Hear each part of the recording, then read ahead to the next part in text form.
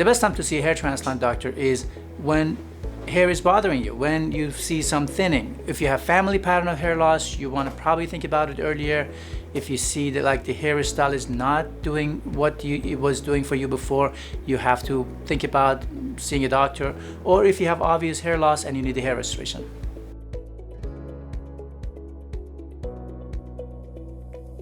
Who is a good candidate for hair transplant? Men with male pattern baldness, typical male pattern baldness, horseshoe pattern or thinning here, having good hair on the back, good candidate. Female also with male pattern hair loss, good hair here, thinning on top and front.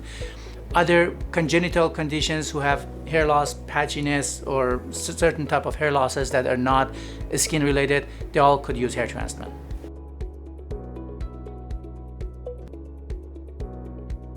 Which females are good candidates for hair transplant? If you're a woman and you're losing hair, if your hair loss is diffuse, everywhere is thinning, the back, top, and front, that's typical female pattern baldness. You are not a good candidate probably. If you have male pattern hair loss, meaning that you're losing the front, top, or crown, but the back is nice and healthy, we can remove those healthy hairs and put them on the top, and you are a good candidate for hair transplant. So female with male pattern hair loss is a good candidate for hair transplant.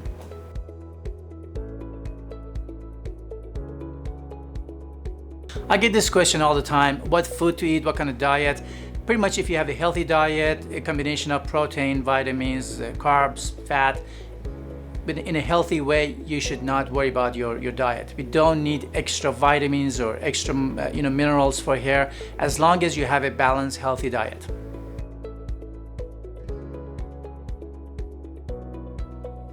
Do we lose the transplanted hair? No, the transplanted hair is permanent. If you do a hair transplant, if the hair is selected properly with the right person, with the right physician, they know where to remove them from, and they are always permanent, you never lose them.